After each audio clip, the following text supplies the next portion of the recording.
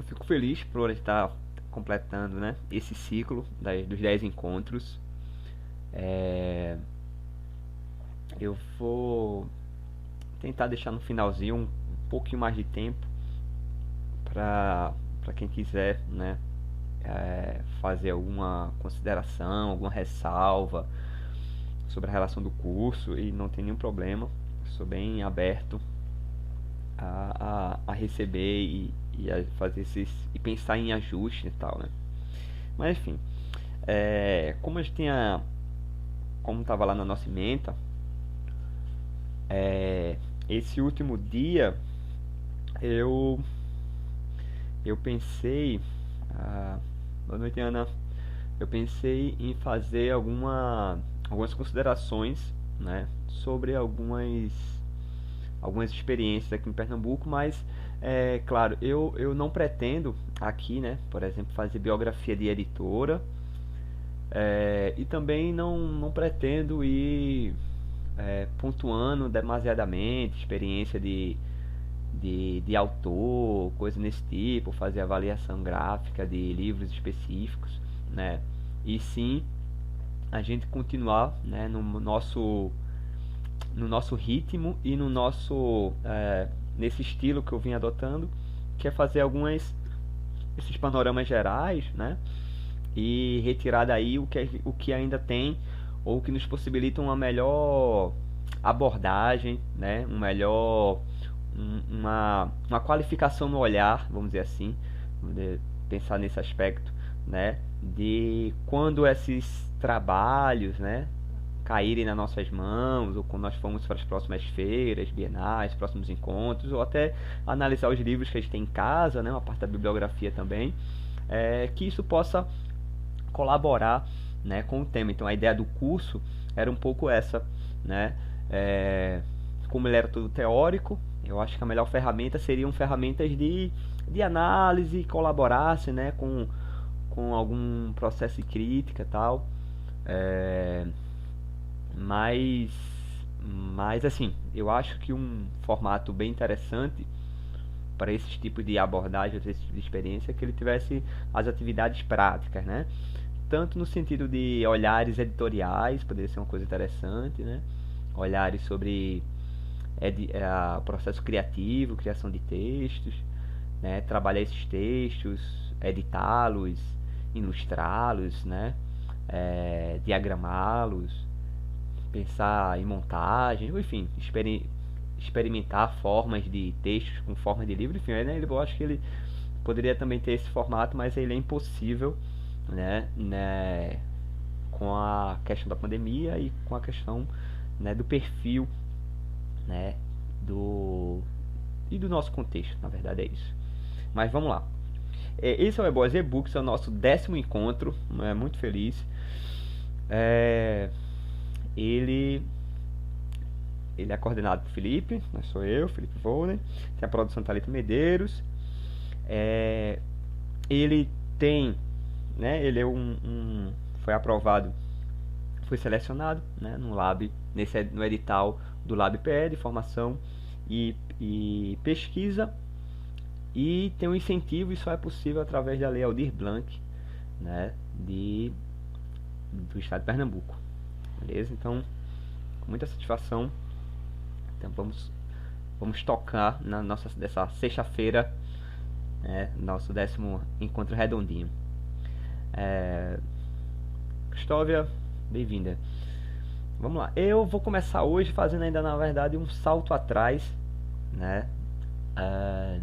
Eu vou respeitar, né, a ideia de conversar, estar nos contemporâneos e na década de 50, vamos dizer assim.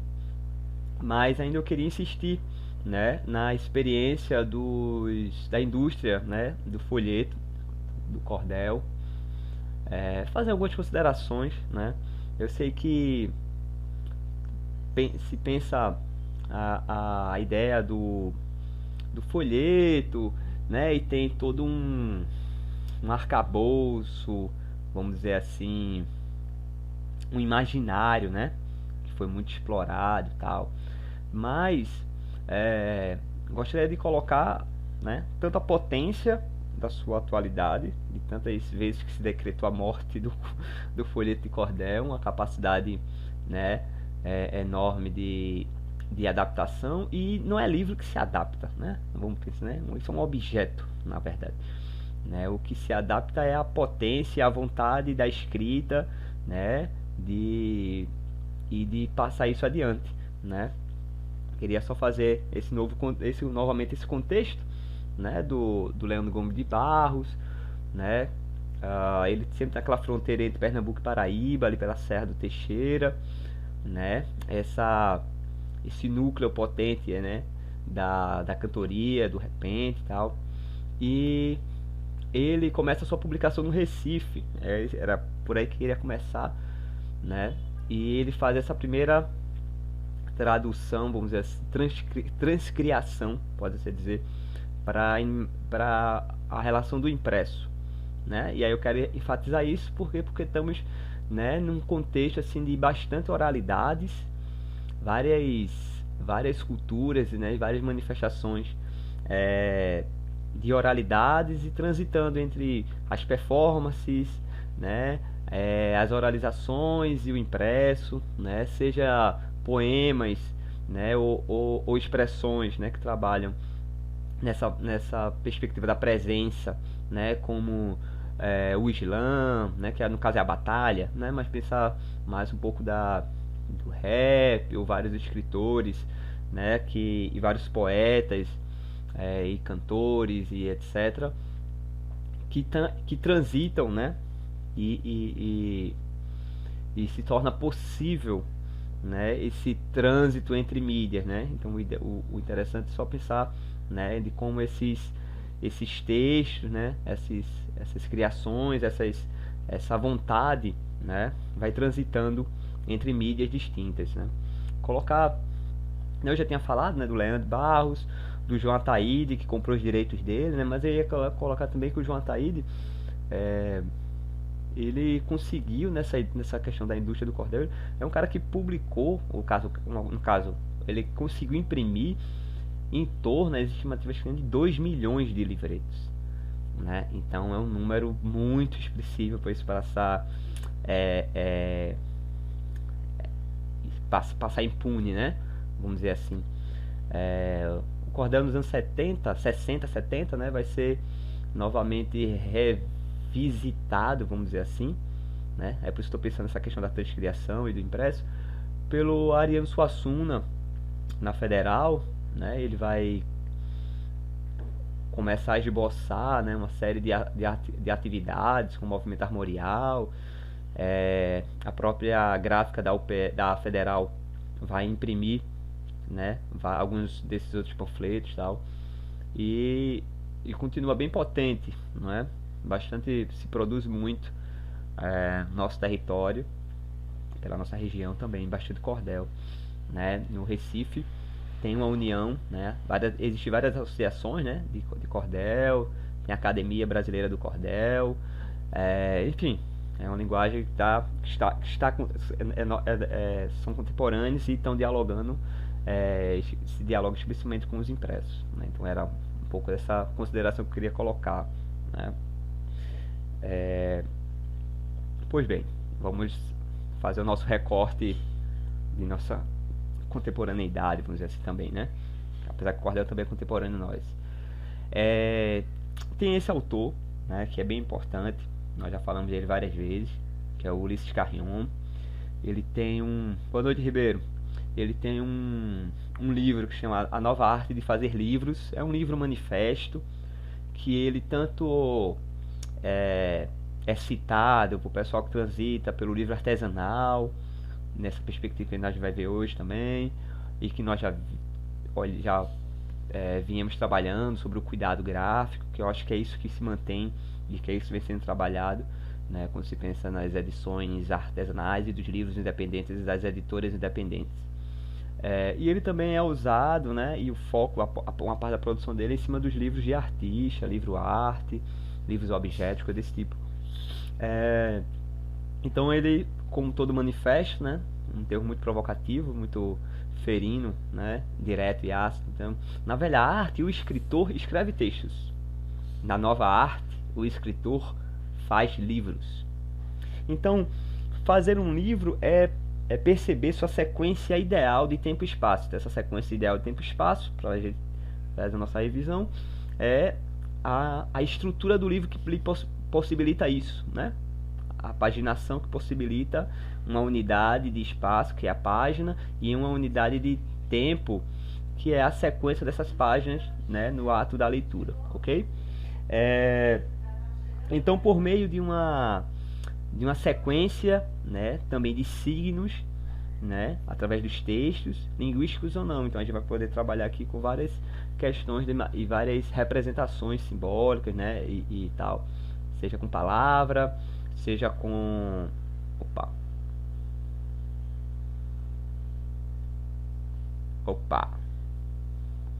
Voltei? Acho que sim, né? Com várias representações, ou seja, de imagem, né, nesses livros, seja com textos, né, o pessoal da poesia visual, né, das artes, das vanguardas, vai justamente retrabalhar, né, todo o espaço da página, como nós vimos. Então, né, esse é o ambiente que a gente vamos estar inserido hoje e que temos grandes representantes em Pernambuco, por assim dizer, e no Nordeste também, mas pegar essa experiência pernambucana como o nosso foco de hoje. Vou retomar esse livro, né, Editores Artesanais Brasileiros, da Gisela Creni. Ele é importante para a gente, né, porque ela vai fazer esse apanhado, né, de algumas dessa experiência editorial artesanal, né, no Brasil, com um recorte entre os anos 50 e final dos anos 60, né. Então, o que é que ela vai identificar, né, dentro desses escritores, dessas atividades, desses ateliês editoriais, desses coletivos, né, editoriais e dessas experiências, né, que são experiências que produzem pequenas tiragens. Quando falo pequenas, são tiragens muitas vezes de 30 livros, 50 livros, 90, 100, né, e sempre em torno disso.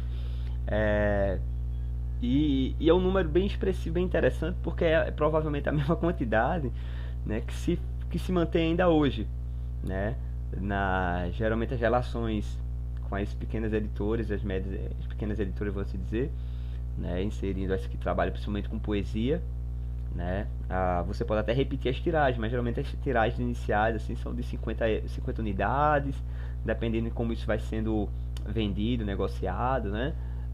Vai sendo reimpresso à medida da demanda, né? Quando tem coparcerias, né, quando o autor, muitas vezes, né, e também para deixar claro, muitas vezes os autores eles contribuem, né, ou eles é que bancam a edição, né, ou dividem meio a meio essas publicações. Então geralmente entre 100 e 150, ok? E são os números dos anos 50, vou dizer assim. Pensando que nesse caso são livros que trabalhavam ainda com a ideia da tipografia, muitas intervenções gráficas, tal. Então vamos lá. Produzindo pequenas tiragens, voltando-se prioritariamente para a poesia nacional, né? Esses escritores artesãos, ou esses artesãos do livro e do texto, né, sempre buscam uma melhor representação gráfica, né, para cada texto, ou para cada obra, na verdade, ok? Então, o que é que a gente poderia fazer uma sintetizada nisso, né? Que são as tiragens pequenas, voltado para a poesia, né? Uma presença em cada livro de uma certa marca individual, né? E um esforço laboral, uma arte laboral. Então, queria pensar que é um pouco do que o William Morris, que nós vimos por aqui, né? O inglês do século XIX, com a sua estética medieval, vamos dizer assim, né, do manuscrito, né, estava inserindo, né, quando pensava na estética do artesão, do artesanato, né, ou das cooperativas de criação disso, a prioridade, a qualidade, priorizando a qualidade do material e uma dedicação e uma doação para aquilo, né. Como se fosse uma relação de uma revalorização do trabalho, do tempo e do trabalho, né? a, geralmente a maioria dessas experiências são de escritores, né, poetas, vamos dizer assim.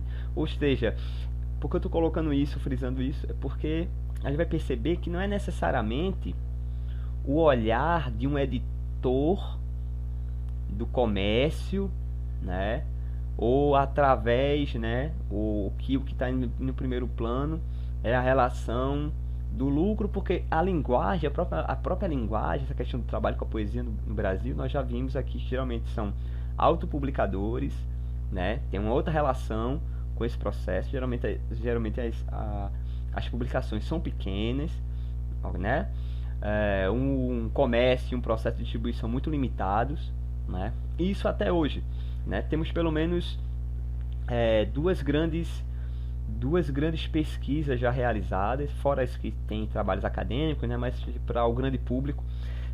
Tem uma publicação de 2013, 2014, foi realizado no Rio, e tem durante uma feira tijuana, que reúne pelo menos uns 80 a 90 publicadores, não só do Brasil e tal.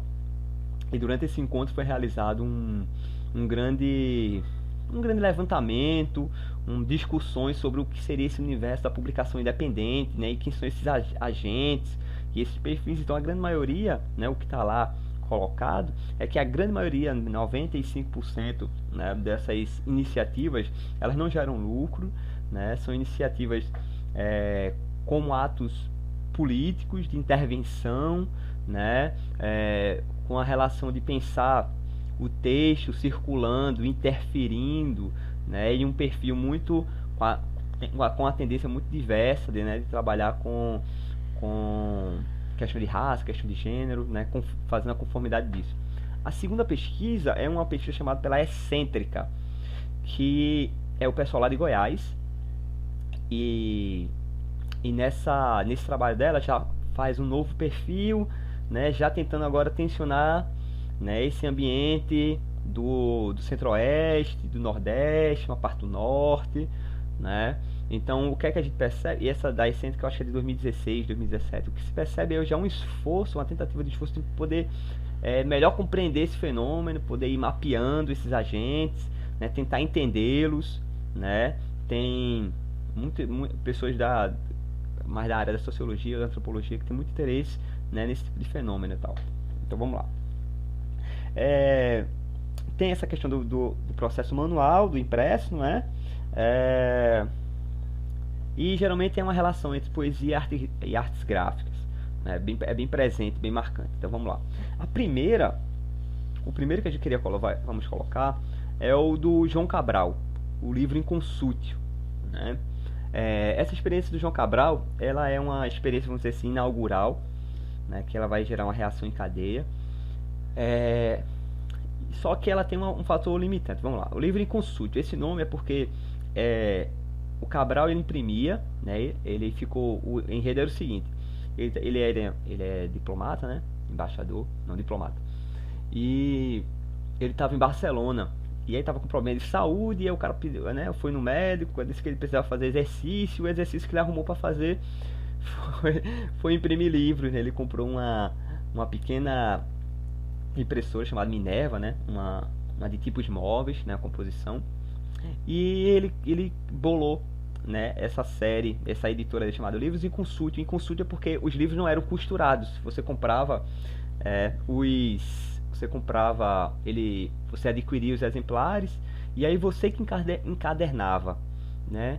Uma prática muito comum. Não sei se vocês lembram que a gente geralmente tinha até um tempo atrás se montava dicionário em banca de jornal, né? Você comprava semanalmente os fascículos de jornais ou de revistas ou de enciclopédias, coisa desse tipo.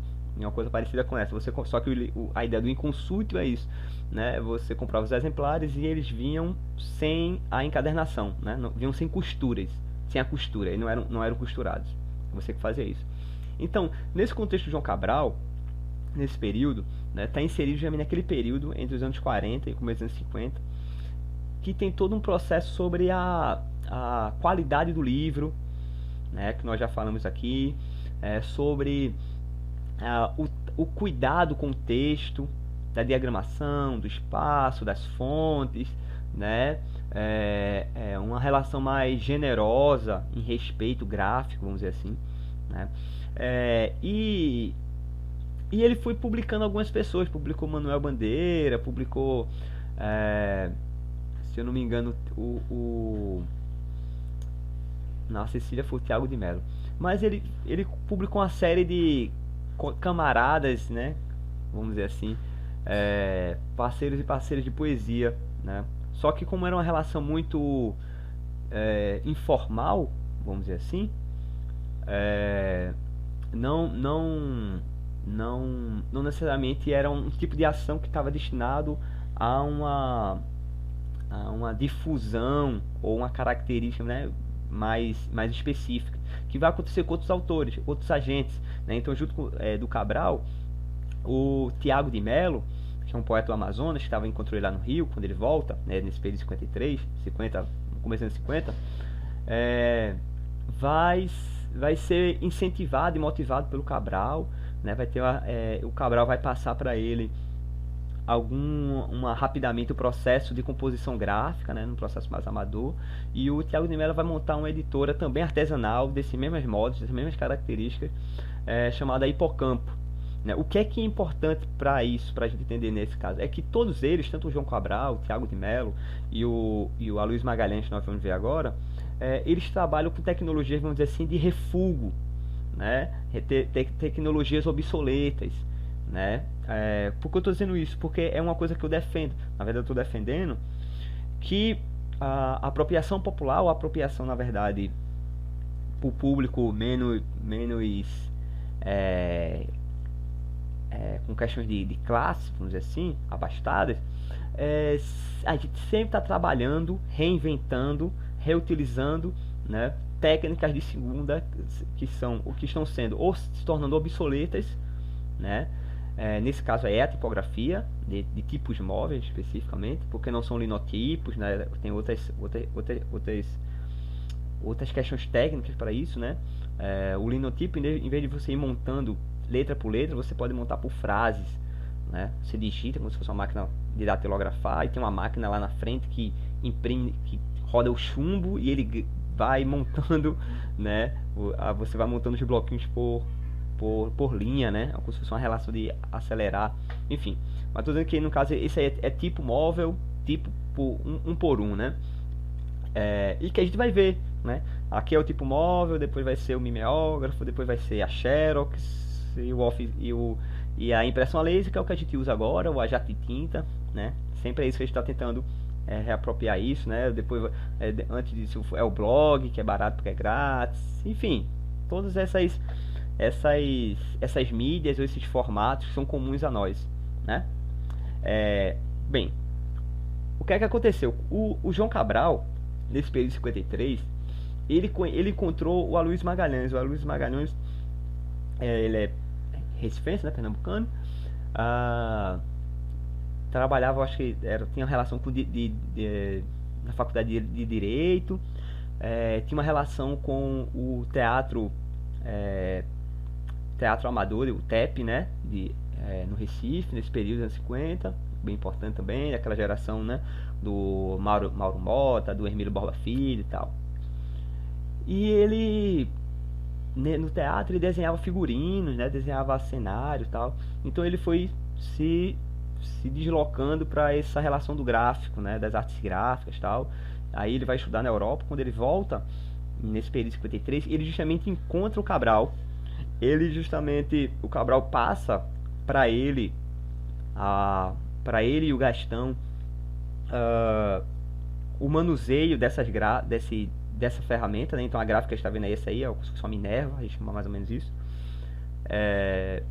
E ele, a partir dessa primeiro contato amador, então gráfico amador por causa disso, ele vai desenvolver uma série de atividades que para mim ainda são primorosas e para mim ainda são as referências, né? E é muito difícil assim de ter uma relação depois dele na relação do livro a nível artesanal, né? Vamos dizer assim.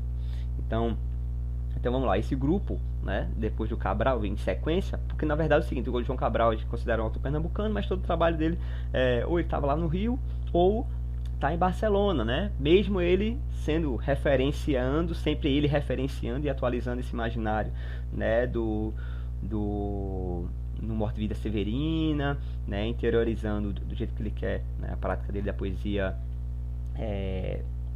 popular, vamos dizer assim, né, trabalhando com um poema fenomenal como o Rio, ou Alto do Frade, enfim, não vou ficar falando do Cabral agora. Mas, né, ele tem essa relação com Pernambuco, né, com o Nordeste, né, de maneira geral. Mas o Inconsútil é em Barcelona, a boa parte do material dele foi impresso em Barcelona, né? E o Gráfico Amador não, tá? Ele já está por aqui. Então, no caso do Gráfico Amador, ele... Deixa eu só dizer o nome do pessoal, né? Eu não deixei aqui na minha cola. Então eles são, geralmente a gente fala, né, referenciando a Luiz Magalhães e o Gastão de Holanda, mas geralmente o grupo é formado por 4, né? Tem o José Lourenço, ou José Melo, Laurence Melo, e o Orlando Ferreira, tá? E ele tem um período disso, são 5 anos, 6 anos, né, desse tipo de experimentação. O Aloysio Magalhães vai se tornar um grande designer gráfico, vamos dizer assim, né? Dizer assim, não, é isso que ele vai se tornar, né? Um cara que vai ter uma referência do design brasileiro, né? E justamente também colocando, né, qualificando desse modo, para entender que as interferências, né, e as resoluções que ele propôs, ele e o grupo dele nos livros, né, eles são, assim, a arte de naipe, né, assim, e usando técnicas que são técnicas muito usuais, técnicas de baixa, como é que eu posso falar, de baixa tecnologia, talvez, né? E por quê? Porque são a maior parte dessas intervenções que nós vamos ver aqui são o uso de barbante com tinta para simular carimbo, né? Barbante colado, um barbante embebido com cola, né, em cima de uma matriz de madeira desenhada, onde você cola ali e se torna um carimbo, né? Essas tiragens deles são tiragens de 80 exemplares, 60 exemplares. Na relação também de carimbo utilizando recursos diversos, folhas, madeira, papelão, utilizando papéis, sejam papéis que a gente chama de baixa qualidade, entre aspas, né? Ou papéis internacionais, usando o stencil, intervenções manuais, né? Então, são todos os tipos de recursos, né, que ele é possível a reprodução, possível de uso em praticamente qualquer lugar, né? Então vamos lá. No caso do gráfico amador, quais são as características, né? Então tem uma relação que é técnicas e materiais diversos, né? Desde papelão, papel de embrulho, enfim. O livro tem tiragem, geralmente são tiragens mínimas, né? E aí tem uma fala do Drummond, né, que eles vão imprimir o Drummond também, então aí um grupo bem interessante vai passar por eles, né? E o Drummond vai elogiar o trabalho deles, tal, né? E o Drummond nesse momento já era esse poeta, né? esse expoente, né? Então ele vai dizer assim: o livro de tiragem mínima contribui para reiterar e reintegrar o homem na sua dignidade, valorizando o artesanato, que na era da fabricação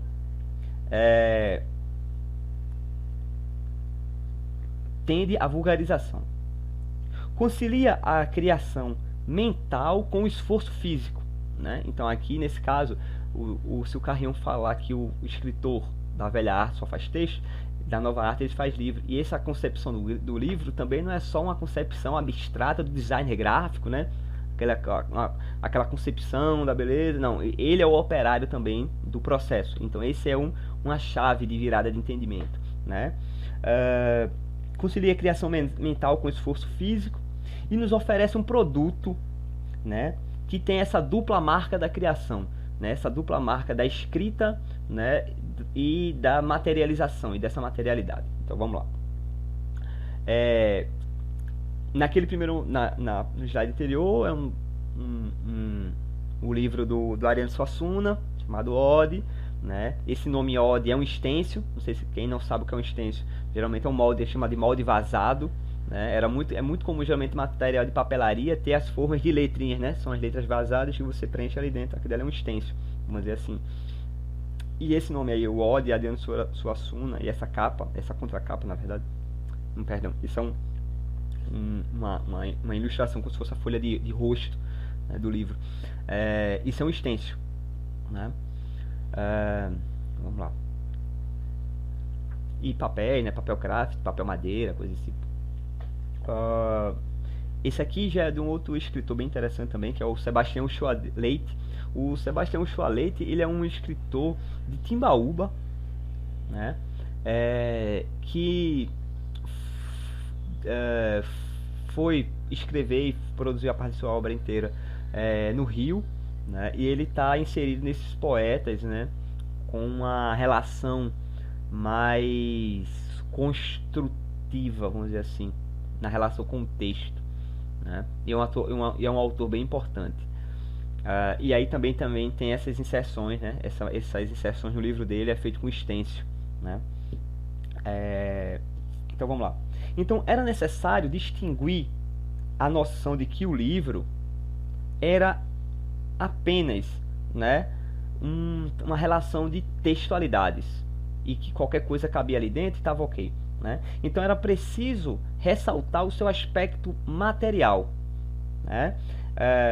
Colocá-lo numa dimensão também de objeto de arte, né? Então aqui, né, se ontem nós vimos várias experiências onde pensa na estrutura do livro e a sua desconstrução ou a sua relação sempre do processo físico, aqui já é uma relação íntima entre texto, visualidade e materialidade, né? Então um pouco desse aspecto que eu acho que é o que vai render, né, e o que vai estar de pé, né, e o que rende, né, todos esses desdobramentos que a gente discutiu hoje sobre publicação independente, coisas desse naipe, né?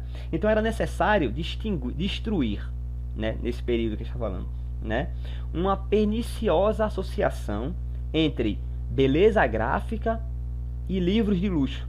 Então aí é a outra chave para a gente entender, né, a historicidade dos conceitos, né, a historicidade do tempo. Quando se pensa na relação de beleza gráfica, como a gente já tinha falado, né, um desprestígio com livros de mau acabamento, mal refilados. Mas a outra questão é a seguinte, é que nesse período, por exemplo, anos 30, 40, o que se entendia como livros de bom acabamento, né, com apreço visual, eram livros de luxo, né? É essa concepção, né? Livros de luxo, que não é o que a gente está tentando aqui trabalhar, né? E aí tem uma relação já nesse período desses artigos dizendo, a gente precisa instituir que um bom livro, um belo livro é só livro de luxo, né? Que a gente pode pensar isso, transformar isso num objeto mais usual, né? Então era preciso também desfazer uma série de mal-entendidos, né, que era uma prática atuante do mercado editorial brasileiro. Essas são as palavras dele, né? E que, ou por ignorância, ou por desleixo, ou por falta de competência, eles não conseguiam pensar ou planejar um livro desde a sua folha de rosto até o último elemento lá, o colofão. Não sei se vocês sabem o que é o colofão. Geralmente nas últimas... Tudo bem, Vivian. Entendo. O colofão é geralmente aquela informação que tem na última página do livro. Geralmente esse livro foi impresso, foi composto por papel pólen, 180 gramas, ou seja, são as informações técnicas. Claro, e esses colofões eles podem ser bem melhor elaborados também, né? São mais detalhados e tal. Uma pessoa que trabalha com um colofão de um jeito bem poético, bem interessante, é o Fred Caju, né? Os colofões das edições da Caixinha Mecânica são bem interessantes, assim, né? São bem poéticos, né? O trabalho é isso, né? Pensar, né, os elementos do livro e ir trabalhando os elementos do livro, né? Eu já gosto de pensar, eu gosto bastante de trabalhar, por exemplo, as aberturas do livro, né, criar uma certa dramaticidade, E pensar as relações de sumário, né? Eu não gosto muito de usar sumário e índice, então sempre vou pensando em palavras norteadoras nesse processo. Mas enfim, mas é isso, né? Pensar os elementos gráficos que compõem, né, o planejamento da obra e como você pode ir trabalhando, intervindo, interferindo, né, fazendo suas assinaturas em partes distintas e também pensar a obra como um todo, beleza? É, esse, esse livro aqui, ele essa edição específica, essas fotos, né, não são fotos da época, essas fotos, as outras fotos que eu vou mostrando sim, são as fotos dos livros dos anos 50. Essa aqui é um livro raro que eles fizeram em parceria com o João Cabral. Foram só feitos na época 30 exemplares, olha aí, né? Isso é um livro de 58 e que ele saiu, eu acho que foi em 2016. Eu sei que ele ganhou o Jabuti de melhor projeto gráfico, né? E aí veja, né? É um livro de 58, né? Com uma edição rara, né? De 30 exemplares e que ele é reimpresso, né? Imitando o mesmo projeto gráfico, por isso, né? Eu acho uma experiência muito exemplar, né? E pra mim é uma experiência chave. Na verdade, por mim, eu só falaria hoje, né? Só do gráfico amador, que eu não vou fazer, né? Mas por quê? Porque uma das experiências, ou talvez a experiência mais potente no sentido de desdobramento gráfico, né, sobre design de livros aqui no Brasil, né? Ganhou o Jabuti agora em 2016, né? Mas principalmente esse recorte aqui em Pernambuco. Perdão, eu preciso aqui só fazer uma pequena. Pequena. Mãe, pronto, é a pizza. Isso. Aí se quiser ter o meu cartão tá aí, ou a senhora passa, depois a gente vê. Vou voltar aqui pra aula. Meu cartão tá na carteira. Se quiser. Ah, o débito tá no Brasil, né? É. É no débito, mas enfim. Eu vou voltar aqui, hein? Pronto, voltando, né? É, vamos lá. Esse daqui é o livro que é publicado do Drummond, né? Esse livro também com 96 unidades. E se eu não me engano tem um vídeo no YouTube, é uma gravação meio rara deles assim, eles falando sobre o processo de confecção desse livro, que eles tiveram que essa capa, ele na verdade é um envelope, né, que cobre, né, a capa propriamente dita, é um envelope, né, como a gente chama de jaqueta, né, uma jaqueta do livro e tal. Só que como ele é um papel inteiro e eles tinham lá um jeito de fazer essas intervenções, então uma é a intervenção do quadriculado e depois essas inserções, e aí falou que eles tiveram que fazer uma engenhoca lá para fazer, enfim. Esse livro deu um maior trabalhão para fazer essa capa especificamente, né? Mas enfim, eu posso mandar, Berg. Eu acho que eu tenho. Mas se botar gráfico amador no YouTube aparece. Tem pouca coisa, tem pouca coisa, né? Assim, eu sei que uma parte do que você vai encontrar é de um livro que foi recentemente reeditado, do Guilherme, esqueci o sobrenome dele. Ele tinha sido um levantamento do acervo pessoal, se eu não me engano, do Paulo Bruschi e mais de dois da família, né, deles, do Paulo Bruschi, mais de uma terceira pessoa, que é um apanhado, né, da publicação, um inventário, da relação do trabalho do gráfico amador, né, que também não é tão extenso, que tinha sido lançado uma vez pela Cosac Naif e depois tem uma segunda editora, né, e é fácil de encontrar, Guilherme alguma coisa. E aí eles também tiveram uma exposição, se eu não me engano, pelo Itaú Cultural, né, e aí, assim, tem alguns desses materiais, né, que tá rodando pela internet desse período. Então vale a pena dar uma olhadinha, tá? Mas eu posso também procurar e facilitar as coisas. Zero bronca. Bem, esse outro aqui é do Carlos Pena Filho, né? Então, ou seja, a gente percebe, né, que tem um trato editorial e também uma intervenção sobre a página, né, muito potente, muito poética, né, com um apreço né? Estético, assim, maravilhoso, né?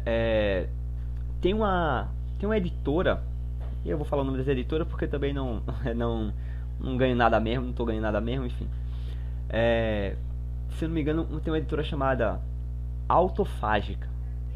E ela tem, atualmente, né?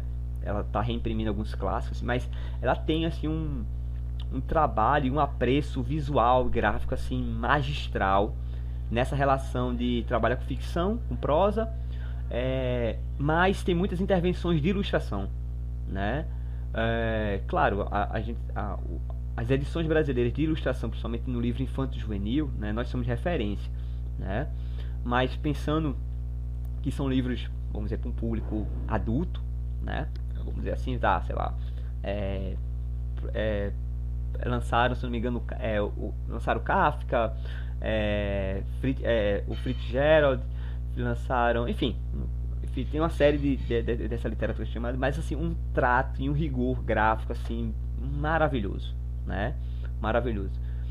Vale também chamar a atenção de que muitas dessas experiências estão sendo é, oxigenadas por uma prática que nós vimos que é do século XIX, ou na verdade uma prática que é até um pouco mais antiga, né? Que é dos clubes, né? Os clubes de livros, né? Os clubes de assinatura, né? Os clubes, né, os assinantes e tal. Então, ou seja, é um voltado para um público que tem interesse, né, nesses livros bem acabados, vamos dizer assim, e que não entra ou não envereda, né, por uma ideia do livro de luxo, né, de pagar 200 conto, 300 conto na edição de um livro. Enfim. Então, isso aqui nós falamos, aqui era só para referência. Vamos lá. Um segundo salto, então assim, a gente poderia estar ficando, falar aqui,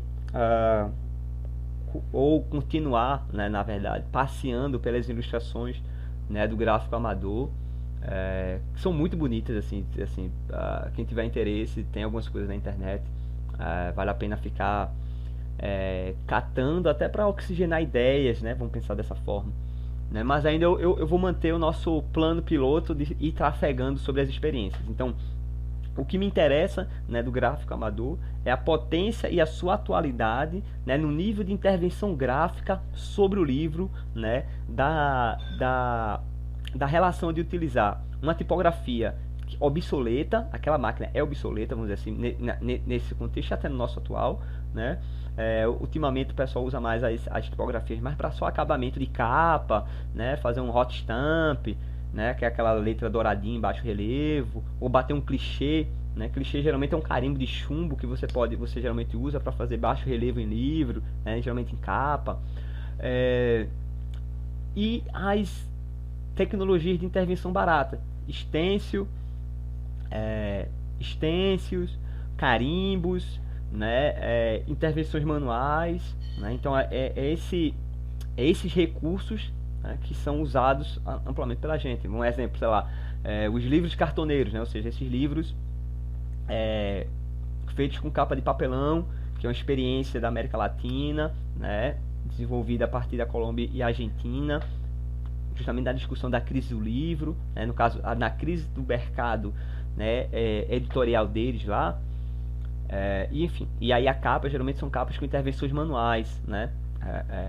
E Pernambuco se tornou um estado referência em editoras cartoneiras, nesses últimos 7 anos, assim. Tem várias experiências cartoneiras aqui em Pernambuco, ou seja, essas intervenções manuais elas estão aí, né, o tempo todo acontecendo. Um exemplo, uma editora bem interessante é a Lote 42, né, que ela mistura processos industriais, né, de gráficos, tal, replanejamento na produção gráfica para fazer barateamento e algumas coisas, e sempre que é possível eles fazem ou eles priorizam uma pequena intervenção manual, né, no livro, sabe? Ou uma outra editora que trabalha com capas assim, que geralmente capas de tecidos e são montadas também artesanalmente, era a Demônio Negro do Vanderlei, né? São belas editoras, assim, belos exemplos, e tem outros assim, tem a tipografia do Zé, lá em BH, que trabalha com experimentações gráficas usando realmente tipos móveis. O pessoal da Grafatório, que é de Londrina, fizeram recentemente, reeditaram um material do Paulo Lemins, que tem uma edição agora do JB Medeiros, maravilhosa também. Enfim, são esses nomes que estão aí e fazendo essas intervenções manuais, assim, e justamente pensando cada componente gráfico, né, fazendo jus a essa tradição, né, desse livro pensado com rigor e apreço estético, ok? Mas voltando agora para nossa narrativa aqui em Pernambuco, se o Gastão vai fazer sua experiência até 60, 61, né, por aí, a gente entende que nos anos 60 tem a experiência do gráfico da geração 65, né, uma geração, uma renovação, vamos dizer assim, dos escritores, né, no cenário, vai ter nomes como a Celina de Holanda, o Roberto Cunha Mello, né, o Jaci Bezerra está nessa história, pessoas como o crítico o César Leal, mas é um pessoal que vai estar também dialogando ainda com os meios tradicionais de impressão e o jornal, né? E a relação com a crítica e jornal. Então os livros, eu não vou entrar nessa seara da geração 65, né? Eu vou falar aqui um pouco mais da geração 65, entre aspas, dos autores, alguns desses autores, na sua experiência gráfica, de resolução gráfica, eles vão ter no final dos anos 70, em 78, com as edições piratas. Mas nesse intermeio, uma outra relação de renovação gráfica, ou de referência gráfica, de experiência, na verdade, experiência poética, é o Paulo Bruschi e o Daniel Santiago, mas principalmente o pessoal que vai trabalhar com a arte correio, a arte postal, e que na verdade são artistas multimídias, né, e artistas que trafegam por várias linguagens. Então, na verdade, aqui, né, o Paulo Bruschi e o Tiago, o Daniel, perdão, vai estar, na verdade, transitando sobre essas várias possibilidades, né, no que se deu com o poema visual, né? Nós vimos, né, que no meados dos anos 60 tem todo um desdobramento de novas mídias e manifestações artísticas, né, na arte contemporânea, né, a performance, a buriarte. Aqui vai começar as intervenções também com o Super 8, né, as vídeo performances, vídeos poemas, toda a relação experimental, e uma relação tanto com o mimeógrafo e a Xerox. E aí ele vai tentar desenvolver coisas como poema com Xerox, poema com fax, né? Mas por que estou colocando isso? Porque essas manifestações do Paulo Bruschi, do Daniel e entre outros, elas têm um epicentro, por exemplo, quando falo entre outros, é porque existe o eixo dessa arte correio, né, de fôlego, aqui no Nordeste, Pernambuco, Paraíba e Rio Grande do Norte, né? Esse meado dos anos 60 para os anos 70, aqui também tem uma grande movimentação com o pessoal que trabalha com poema processo, né? Então, o do Mário Chami, lá no Rio Grande do Norte, e o pessoal lá do Rio, disputando a cabeça dessas vanguardas, né, que eram pós-poesia concreta, pós-neoconcreto, né, poema movimento, né, eles navegando, né, as palavras-chave, né, tô tentando colocar aqui as palavras-chave para depois fazerem pesquisa e desdobramento. A questão da arte conceitual, né, que é o fundo, né, vamos pensar assim, o pano de fundo, né, dessas experiências, né? Então, o próprio Paulo Bruschi vai transitar entre o poema processo, né, a arte correio, né, todos sobre, né, uma vigilância. Aí vamos pensar qual é o contexto, né, do AI-5, né, muita censura nesse processo. Alguns, né, vão colocar que talvez o certo hermetismo, né, das obras era justamente sobre uma possibilidade de se tornar um pouco mais escorregadia, né, frente à censura. Mas aí também tem outras coisas dialogando com isso, né? Essa coisa do arte correio, que eles também vão adotar, né, através, por exemplo, do movimento Fluxus, que é o pessoal lá do eixo, ou pelo menos assim, o Ninho, né? A experiência estadunidense com o John Cage, a Yoko Ono, né? Que já é uma possibilidade de pensar os intercâmbios, né? O intercâmbio artístico a nível planetário, né? A nível de conectividade, ou seja, eu estou querendo colocar aqui o Paulo Brusco, porque mesmo a gente trabalhando com os poemas dele, né? Ou as manifestações dele, e ele sempre transitando, né, no limite do que a gente chamaria de anti-arte, ou fazendo sempre questão de sair, né, da relação do mercado da arte, em uma relação meio perniciosa com as relações de galeria, né? Ele vai ser esse agente, né? Ele vai personificar isso, mas em contraponto, uma grande conectividade entre artistas. Então essa ideia da arte correio, né? O Paulo Brusco, ele é internacionalmente conhecido, né? Por causa um pouco dessa manifestação, né, que já pensa ou já idealiza, e a palavra-chave também é essa, aldeia global, né, a relação, né, de trânsito, de conectividade, né, pensar uma outra possibilidade, né, uma outra identidade, vamos dizer assim, para as vanguardas, né, ou para essa vanguarda desenvolvida aqui no Brasil, em Pernambuco, né. Então, estou colocando o Paulo Brusco em cima disso. Vamos lá? O Paulo Brusco, ele é um grande colecionador, vamos dizer assim, né? Um dos grandes acervos, vamos dizer assim, de arte correio, da poesia visual brasileira, tá na mão dele, né? Então, assim, ele é um artista, né? E eu coloco artista porque, na verdade, ele faz questão de dizer que ele é poeta e se considerar como poeta, então é por isso que eu estou inserindo ele aqui, né, na nossa tradição da relação com o livro. Por quê? Porque muitas das manifestações dele também é sobre a antiforma ou anti-livro, né? Tem uma historieta assim, né, bem interessante do Paulo Brusco, que ele sempre tensionando, né, os limites das obras, né, os referenciais. Um deles é sobre essa história da arte do correio, né, que ele vai fazer uma intervenção que é uma carta gigante, assim, um envelope com mais de 2 metros, e ele tenta enviar esse negócio pelos correios, né? Então a obra dele, o processo da obra, é tanto a negociação deles com os correios, né, de tentar mandar esse envelope, né, mas ele consegue, tal. E tem uma outra relação dele que é justamente ele vai na biblioteca do Recife para catalogar uma obra, e aí o pessoal tem aquela questão do livro, né, que um livro é um objeto que só tem tantas páginas, e ele vai questionar isso, né. E aí ele falando com o balconista lá, diz, então o que é um livro? Me diga aí por que eu não posso registrar essa minha obra. O livro é toda a publicação que fica de pé. Ou seja, quer dizer, o livro tem que ser grosso, meu amigo. Esse negócio de folheto não cabe. Aí ele não teve outra, tem que ficar em pé? Beleza. Ele imprimiu, né, uma folhona, enrolou um canudo, e o canudo fica de pé. Pronto, agora registre meu livro aqui, né? Você falou que tem que ficar de pé, tá aqui de pé, aqui, ó, certinho. Agora você vai ter que catalogar isso, né?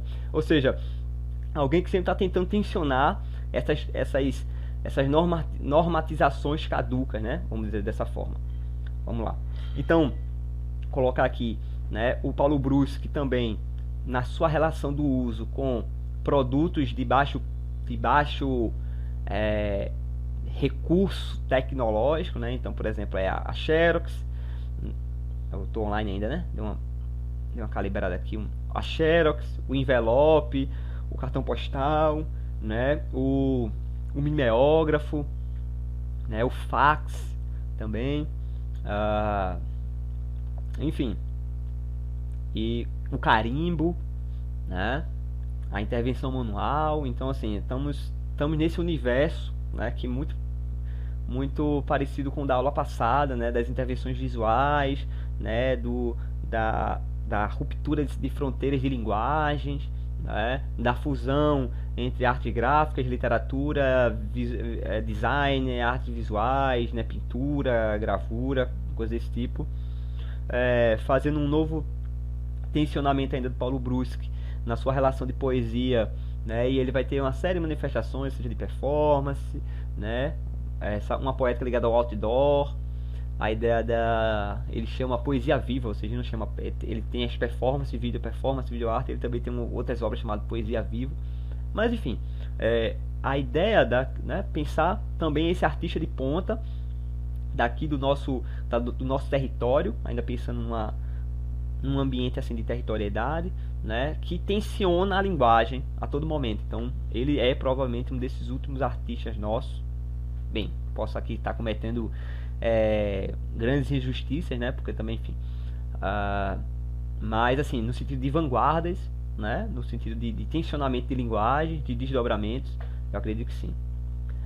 Pois bem, aqui o Paulo Brusque ele é vivo, produz até agora, então, ou seja, catalogar o Paulo Brusque é fazer uma catalogação dele até agora, né, até hoje. Então não é isso que eu me proponho, mas sim a sua grande colaboração nesse ambiente contracultural, né, e de tensionamento de fronteiras dos anos 60 e 70, né? E ele vai entrar nos anos 80, 90, enfim, ele vai fazer uso, né? Isso é uma coisa também interessante dele como artista, vai fazer uso de todo tipo de recurso que caiba na mão dele, né? Seja de lixo, literalmente da rua, né? Ou produtos, ou, enfim, eletrônicos e digitais, enfim, qualquer coisa que caiba na mão dele, ele está desenvolvendo e tensionando a linguagem, beleza? Bem, pensando nessa relação agora da relação dos impressos, uma outra experiência que eu queria colocar aqui seria das edições piratas. A edição pirata ela ficou bem,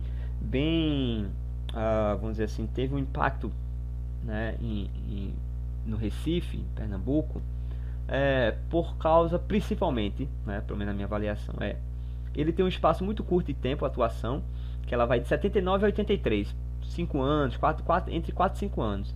Só que nesse intervalo de 4 e 5 anos eles publicaram essas 248 obras, né, 248 livros, né. Mas aí qual era o eixo dessa questão? Muitos desses artistas, desses escritores, como o Jaci Bezerra, Alberto Cunha Mello, a Miriam, aí vai publicar a Celine de Holanda, a Débora Brennan, são um pessoal da geração de 20 anos atrás, ou seja, o pessoal da geração 65, né? Que por causa da ditadura, né, uma boa parte desse material, né, vai ficar engessado, né, vai ficar engavetado, né? Então, por exemplo, é o trabalho do Arnaldo Tobias, né, que também faz parte desse núcleo duro aí das edições piratas. O Arnaldo Tobias, que vai ser o primeiro livro a ser publicado das edições piratas, vai ser do Arnaldo Tobias, né? Mas como ele tem um cunho muito político, né? Então era um trabalho que ficaram engavetados. E aí tem o próprio relato do próprio Arnaldo Tobias que uma boa parte dos livros que ele publicou nesse intervalo desses 4 anos eram todos livros do final dos anos 60 e começo dos anos 70, que ele não publicava porque sabia que ia ser ou perseguido, né, pela ditadura militar aqui em Pernambuco, principalmente, e tem toda a relação com censura gráfica desse tipo. Por que eu estou falando isso? Porque são autores que foram legitimados, né, e foram autores que foram abraçados, né, pela crítica, né, pelo seu trato das suas obras, né? Então, por exemplo, o Alberto Cunha Mello, ele tinha um espaço e tinha sido reconhecido já como escritor interessante e tal. Então, qual era o contexto aí? Uma parte do grupo trabalhava lá na Fundação Joaquim Nabuco, e o nome Edição Pirata é porque eles resolveram, né, dizendo que tem um monte de escritor aqui, a gente não consegue fazer um livro, e eles rodaram os primeiros exemplares à noite. Eles compravam o papel, a tinta, né? E junto com alguns funcionários que se tornaram parceiros dele, eles rodavam à noite em modo clandestino, utilizando o maquinário da Fundação Joaquim Nabuco, né? Então, o primeiro que saiu foi do Arnaldo Tobias, que é um pomar, que é um poema erótico, vamos dizer assim, né? Tem toda uma metáfora com umas frutas e tal, né? E depois eles compraram um outro maquinário, que a gente chama de uma offset manual, que é como se fosse um offset que roda tamanho A4, que é pequenininho assim, pequeno porte, lembra um pequeno armário, vamos dizer assim, né? Mas não deixa de ser um trambolho. Mas eles fizeram uma vaquinha, compraram esse maquinário e ficaram rodando. Então nesse intervalo eles rodaram 248 obras.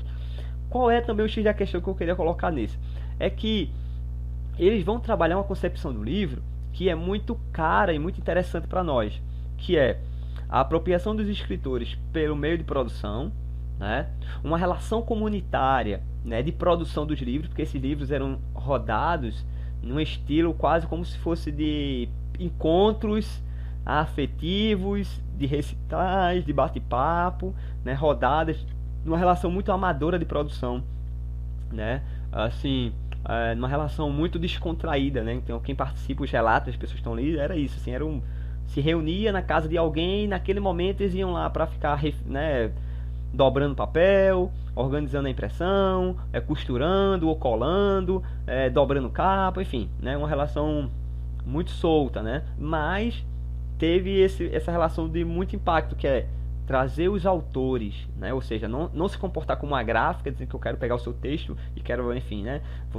Então, ou seja, você quer imprimir, quer chegar junto, né? Então eles fizeram uma vazão de várias pessoas, e essas pessoas trabalhavam na confecção dos livros, ou seja, você também tem que participar da confecção desse material, você tem que participar das etapas de produção disso, né? Ou seja, você também tem que ser dono, você tem que tomar a noção do esforço, você também tem que fazer parte, né, desse processo de construção da obra, né? Ou seja, não estamos terceirizando nosso serviço, né? Não sou aqui uma empresa, um dono de negócio, eu quero que você participe dessa manifestação.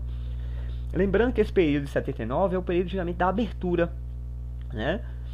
Vários artistas desse período, né, tipo, em outras linguagens, como sei lá, o Ivan Lins, o Gonzaguinha, né, vão ter discos explicitamente fazendo referências ao processo da abertura militar, né? E nesse conjunto entre 78 e 80, tinha aquela coisa, né, tipo, será que a ditadura volta ou não volta, como é que vai ser isso e tal. Então, muitos artistas também tensionaram, né? Então vamos ver até que ponto esse negócio aqui está aberto mesmo, né? Vamos dizer assim. Ou seja, o que eu também quero dizer isso é que essas edições piratas, muitos desses autores já tinham esses livros. É uma galera que vem dos anos 60, atravessa os anos 70, né? E com esse processo de abertura, eles fazem esse processo de cartaz, vamos dizer assim, posso até colocar dessa forma, né? É esse escape, né? Essa válvula que se abre e isso vai à tona, ou seja, são mais de 200 obras, né, que saem, né? Tem relatos de que eles vão fazer lançamento assim, dependendo, vão lançar 15 livros, 20 autores ao mesmo tempo, né? Imagine só, um lançamento de livro onde você tem 20 livros sendo lançados ao mesmo tempo. Então, era esse naipe, né? Que era justamente, na verdade, dar a vazão disso, né? Isso ser um produto da memória, né? Poder construir uma memória literária, né? Um registro literário de vários desses autores. Eu acho que eles se propõem. Então, eu acho que para mim, né, não só para esse tipo de experimentação, mas por justamente colocar, né, a não profissionalização do gesto, que é comum ainda hoje, e vai permanecer sendo, porque me parece que é uma relação, é um outro tipo de relação com o livro, outro tipo de relação com o impresso, né? Então o que a gente observa hoje nas feiras de publicação, né, nos grupos, enfim, e não só aqui no Nordeste, né, em Rio, São Paulo, eu não sei se eu comentei aqui no primeiro encontro, eu participei de ano passado, de uma série de encontros, foram 8, com vários editores da América Latina. Então tinha argentinos, uruguaios, paraguaios, chilenos, né? E é uma relação do livro, né, que me parece muito equalizada, né? Então, ou seja, porque já que como tem todo um tensionamento sobre os impressos, o mundo digital, várias outras mídias, então é um perfil muito parecido quem está trabalhando com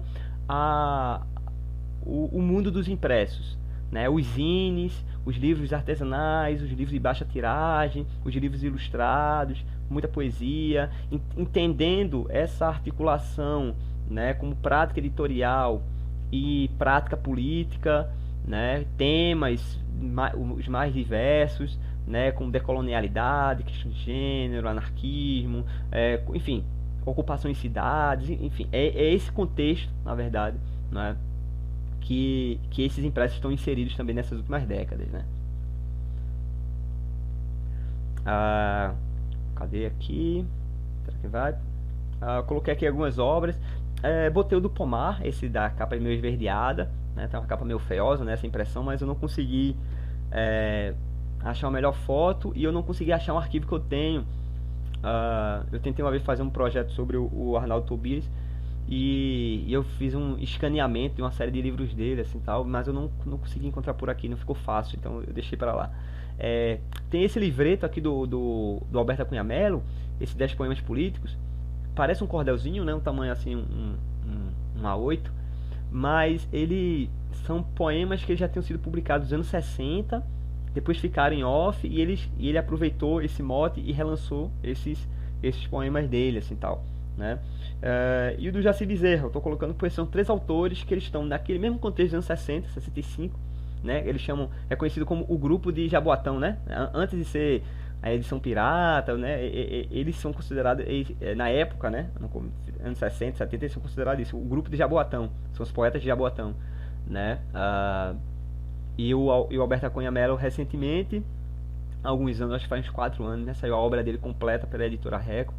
É um dos grandes autores, né? A nível nacional, assim, enfim, que está com a obra montada, né, e enfim, para o grande público, vamos dizer assim, né, é um grande poeta, um grande poeta.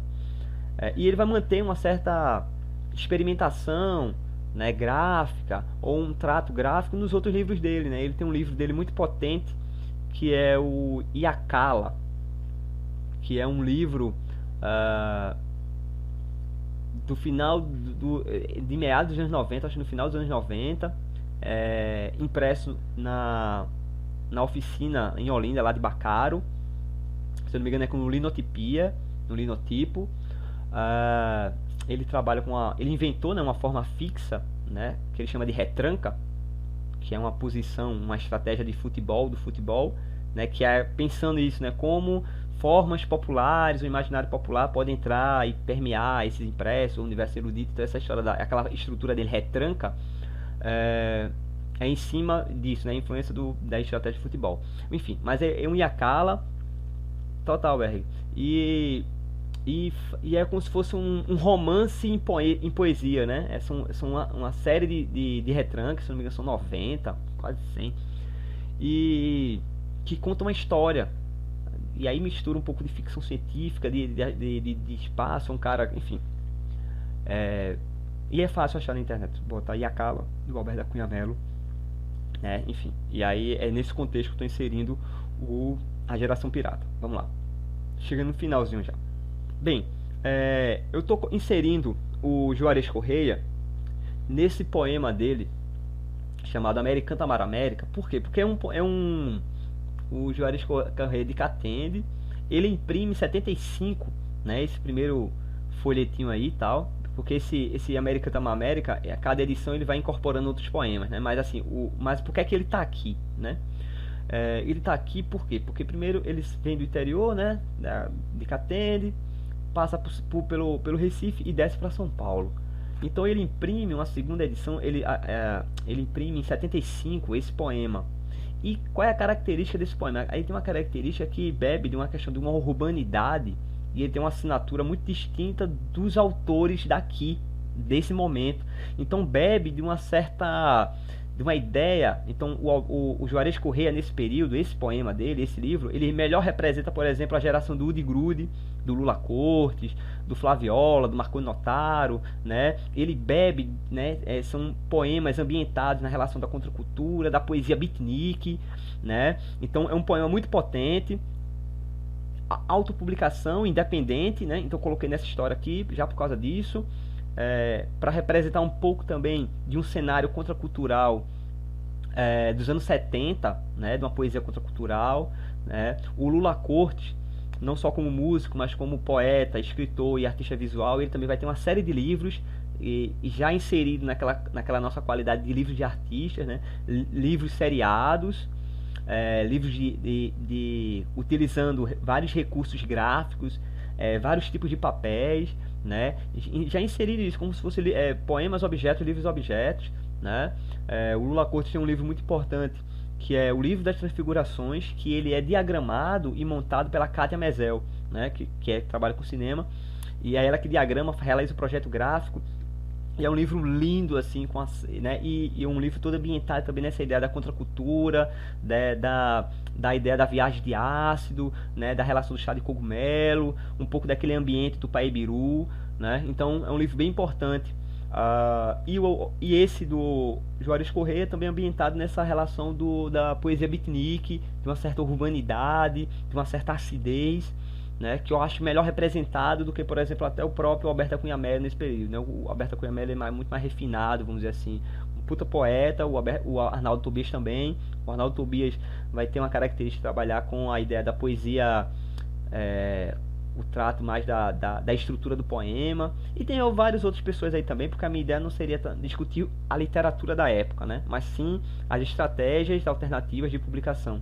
E o Juarez Corrêa também está aí, porque ele em 93 ele vai fazer parceria com, se eu não me engano, ele é um artista visual mexicano. E ele vai fazer esse poema América em HQ, em quadrinho. Então ele né, é, é uma outra relação da literatura, da poesia, né, com uma outra linguagem que passou por muito tempo, foi considerado uma arte menor, né, ou produto de massa, vamos dizer assim, né? Vamos lembrar que na pop art dos anos 60, né, eu esqueci o nome do artista, enfim, ele vai pintar, né, no estilo em quadrinhos, né, telas de grandonas, mas por quê? Porque ele está tensionando justamente a linguagem, né, colocando essa ideia da cultura pop, da cultura de massa, né, e a ideia do quadrinho como produto de massa também nas discussões dos anos 60 e 70 da Tropicália, né, do consumo, enfim, é esse ambiente, né, e ele em 90 vai fazer esse livro em quadrinho, que é fenomenal, assim, massa, no caso esse poema específico inteiro em quadrinho, né, que depois vai se tornar comum. Recentemente tem uma publicação do Miró, né, realizado por, se eu não me engano, são 8 ou são 10 quadrinistas, né, foi lançado pelo pessoal lá da Casa do Cachorro Preto, né,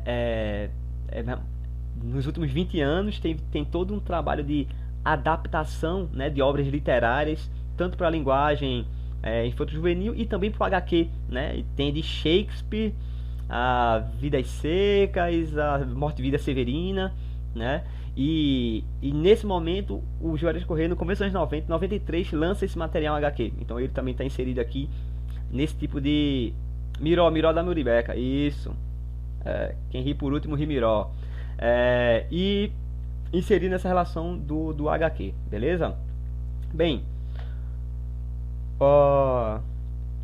vale fazer uma ressalva, né, vamos dizer assim, que esse movimento dos anos 70, ele vai ser conhecido, né, como essa geração marginal, da poesia marginal, da geração do mimeógrafo, né, a geração de Esbunde, que é o pessoal lá do Rio, né, a literatura marginal, o Chacal, vai ter lá os 26 poetas hoje, da Heloísa Buarque de Holanda, se não me engano, de 77, 75 a 77, mas não tem uma representatividade, por exemplo, desses poetas do Nordeste, porque tem uma relação de uma limitação do espaço dela, enfim, são várias coisas para colocar em discussão, né?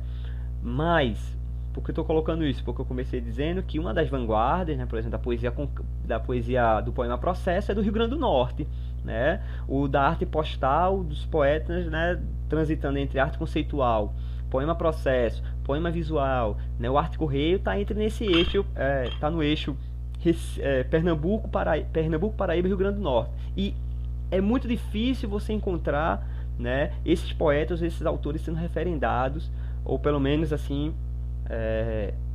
em um primeiro momento colocando, né, nesse panorama dos anos 70, que para mim é um panorama bem interessante, né, e está de pau a pau, né, a nível de qualidade com todos os outros, tal. Entrando nos anos 80, né, eu vou meio que passar por cima. Por quê? Porque a nível de rigor e produção gráfica, a gente vai estar muito naquela estética do zine, né, da Xerox. Então, como o encontro hoje não é necessariamente discutir os movimentos de literatura, mas sim o uso, né, das representações gráficas, né, e o trato gráfico e do suporte, então eu vou cometer essa série enfim, passar por cima e surfando, né? Mas eu queria lembrar isso, né, que nos anos 80 aqui em Pernambuco tem fora a manutenção, né, de todos os poetas que vem produzindo, como Alberto Cunha Mello, o pessoal da geração 65, o pessoal da geração 70, poetas bem potentes, sei lá, um cara como o Marcos Acioli, né, que é um poeta gigante, né, a Luzila Gonçalves, né, enfim, tem muita gente potente nesse rolê. E nos anos 80 tem um berço de uma parte dessa geração, né, que é o do Chico Espinhara, não é? No caso, Francisco Espinhara, o Erickson Luna e principalmente uma das poetas que a recentemente ganhou o Jabuti, que é a Cida Pedrosa, né? A Cida Pedrosa estava aí no meio, né, do Encontro Nacional dos Escritores Independentes, né? Ela faz parte, ela encabeça, né?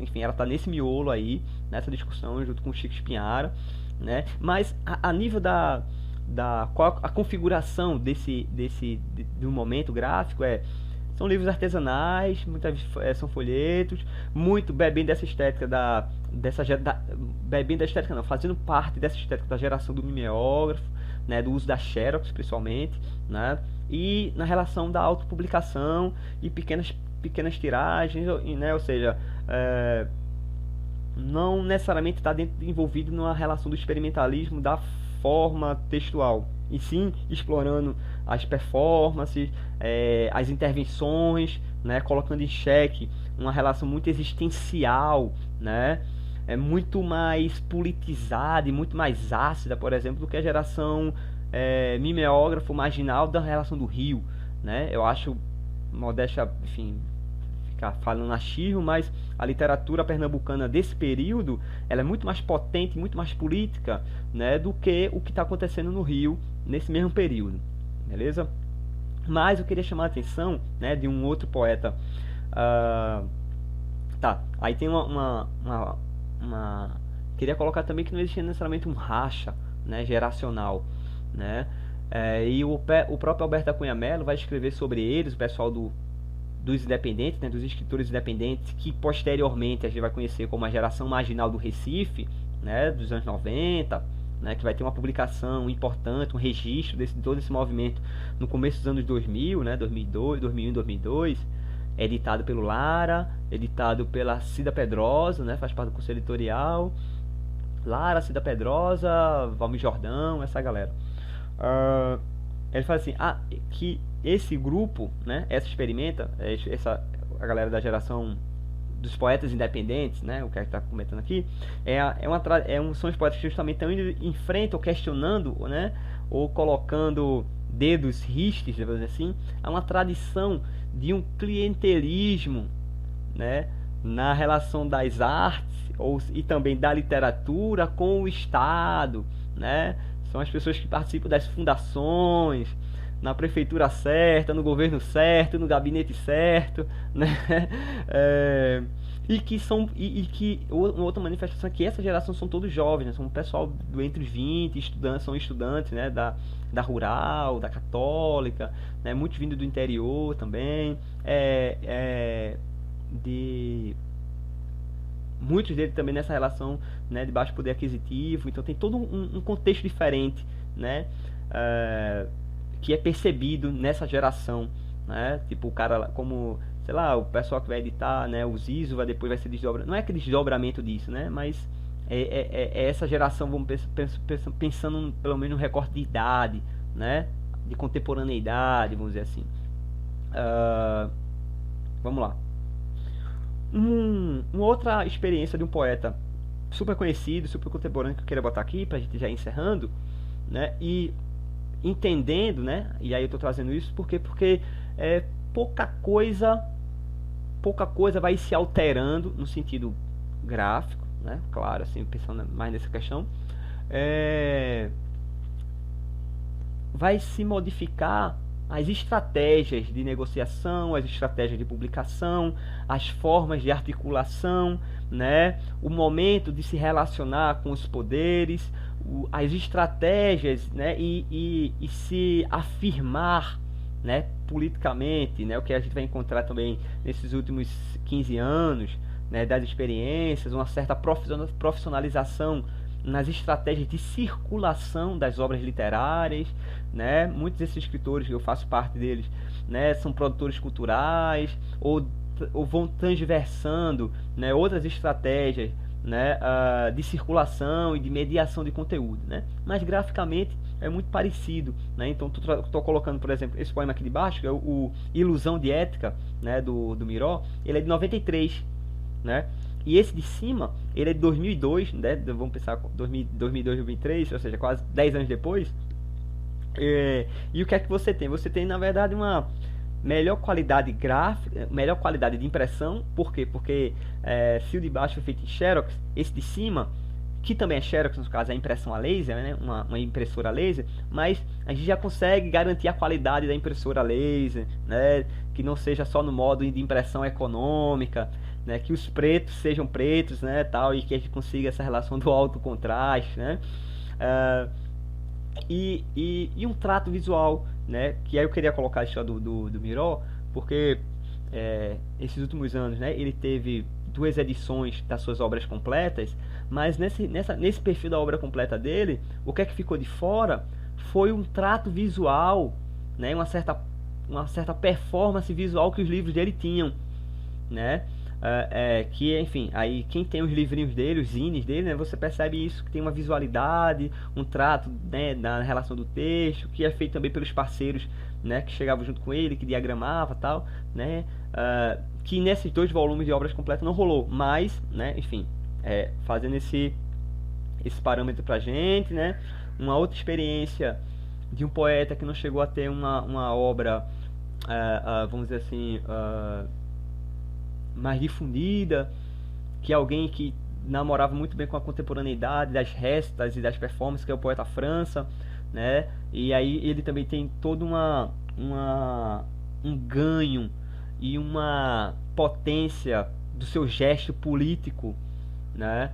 De expressão, poeta que se coloca como poeta negro, que vai se inserir com as questões da capoeira, né, das rodas, das ladainhas, da cantiga, da performance dentro do seu gesto, né, de comunicação poética, né, e que tem uma série de intervenções também visuais com seus poemas, né, enfim, estou colocando para a gente fazer um pouco desse ambiente de experiências gráficas que são interessantes para a gente. Claro, tem outros, assim, tem um poeta aqui no Recife, Pernambuco, o Silvio Hansen, que ele desenvolve uma linguagem específica de poesia visual, né? Enfim, tem ou então o Wilson Araújo, né? WASP, né? WAS, não, WAS, acho que é isso. Que é o Wilson Araújo, que tem uma relação também junto com o Pedro Américo, enfim. Mas aí temos outras experiências que não vai se enquadrar ou não necessariamente está aqui, né, fazendo o contexto com o que a gente está tentando desenvolver. Esse aqui é um poema eu coloquei também essas ilustrações, por quê? Porque a artista que organizou esse livro do França, que é a Sil, né, ela e uma galera lá de Olinda também, ela que faz aquela assinatura no livro 2002 de Miró, né, tem um trato gráfico dela, então também coloquei, né, essa pessoa que está pensando graficamente esses poetas, que são grandes poetas de representação da literatura contemporânea de Pernambuco.